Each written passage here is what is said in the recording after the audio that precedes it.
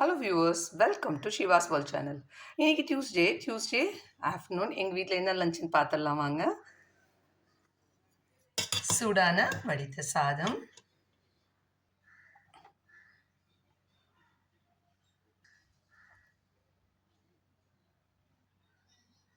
அவியல், இதில் பாருங்கள் முருங்கைக்காய், கத்திரிக்காய், கேரட்டு, கொத்தவரங்காய், வெள்ளை பூசணிக்காய், மாங்காய் போட்டிருக்கேன், பீன்ஸ் இதெல்லாம் போட்டு அவியல் பண்ணியிருக்கேன்.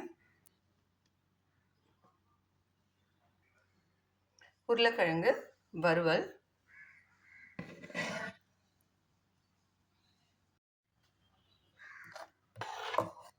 வெள்ளை பூசணிக்காய் மோர் குழம்பு,